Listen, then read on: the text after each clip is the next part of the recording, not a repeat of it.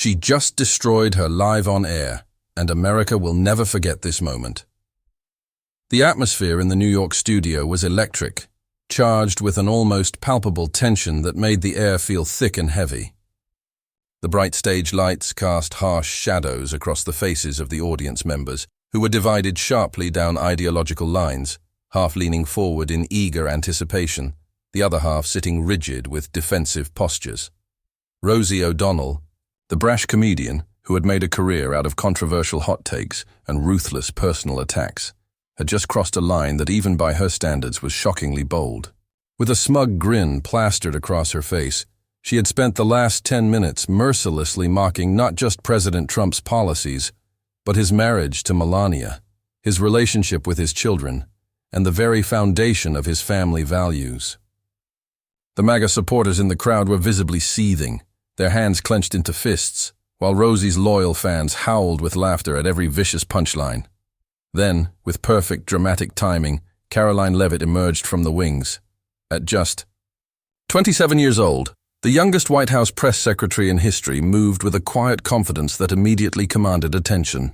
Her blonde hair gleamed under the studio lights, her sharp eyes scanning the room with the precision of a hawk spotting its prey.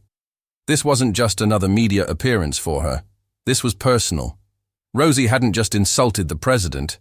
She had attacked everything Karoline and millions of Americans believed in. And Karoline wasn't here to engage in a polite debate. She was here to wage war. The moment Karoline's microphone clicked on, an eerie silence fell over the studio. Even the most rowdy audience members held their breath. There was no nervous preamble, no attempt at forced diplomacy. Karoline's first words cut through the tension like a scalpel. "You think you're qualified to judge anyone's marriage, Rosie? Let's talk about your track record." What followed wasn't just a verbal sparring match. It was a systematic dismantling. This isn't comedy, it's a public execution. Rosie O'Donnell had spent decades cultivating her image as the loud, unfiltered voice of liberal Hollywood. She had built her brand on the idea that no target was off limits, no conservative too powerful to attack. Over the years, she had hurled insults at everyone from Republican politicians to everyday Trump supporters, always shielded by the unwavering support of the entertainment industry and mainstream media.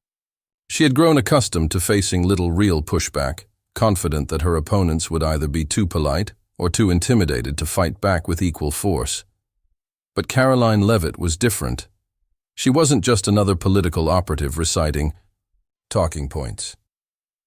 She was a true believer in the America First movement, a woman who had worked her way up from a White House intern to the president's most trusted spokesperson through sheer determination and an unshakable commitment to the truth. And as she stood across from Rosie, her posture relaxed, but her eyes blazing with quiet intensity, it became immediately clear that this wouldn't be the usual media circus where insults were traded and no real damage was done. This was going to be a reckoning. Rosie, sensing the shift in energy, tried to regain control with her usual tactics, a sarcastic smirk, a dismissive wave of the hand. But Karoline didn't flinch. Instead, she methodically dismantled every single one of Rosie's arguments with surgical precision, backing up her counterpoints with cold, hard facts that left no room for misinterpretation. "You want to talk about failed marriages, Rosie? Let's examine yours," Karoline said, her voice dripping with quiet contempt. 2 divorces, public feuds with your own children, a career built on tearing others down because you lack the talent to build anything meaningful yourself. The audience gasped. Rosie's face flushed crimson. Karoline didn't even pause for breath. "You call this comedy? I call it pathetic." With the effortless grace of a seasoned prosecutor delivering a closing argument, Karoline systematically exposed the hypocrisy at the core of Rosie's entire persona. She played clips of Rosie's past interviews where the comedian had praised Bill Clinton, a man with a well-documented history of marital infidelity, while simultaneously condemning Trump for far lesser offenses.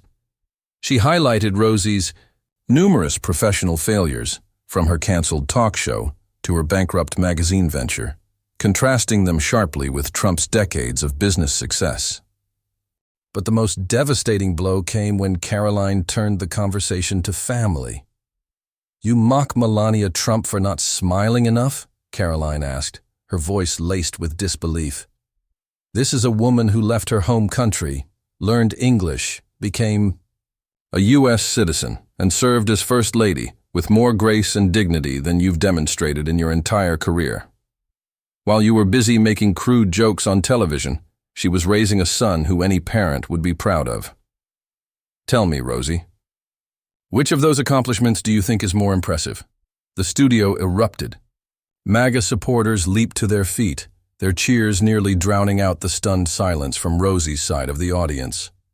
For the first time in her career, Rosie O'Donnell looked genuinely shaken.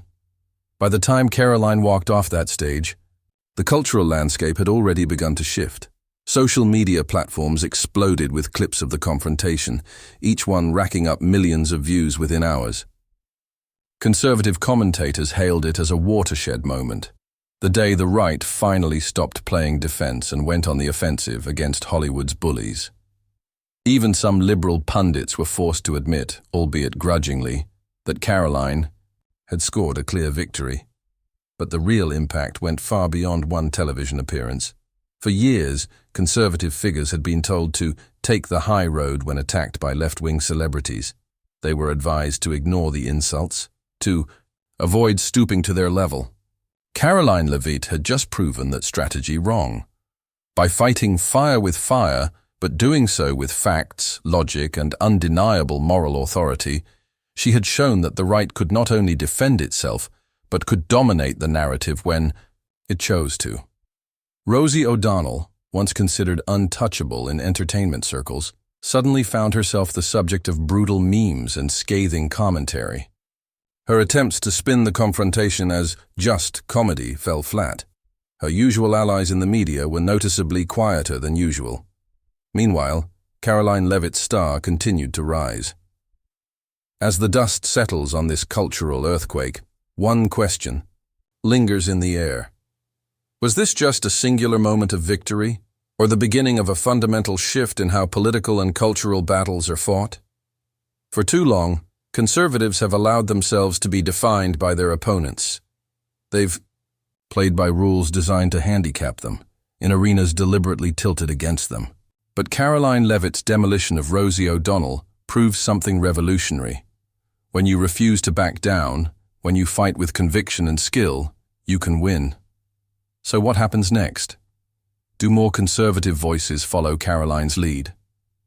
Does the right finally abandon its defensive crouch and start going on the offensive across all fronts? Or does this moment fade into memory? Just another blip in the endless culture wars? The answer may depend on you. What side of history do you want to be on? The side that watches from the sidelines, or the side that fights for what it believes? Drop a comment below. Do you think this is the start of something bigger? And more importantly, are you ready to be part of it? Don't forget to subscribe. The next battle is coming sooner than you think.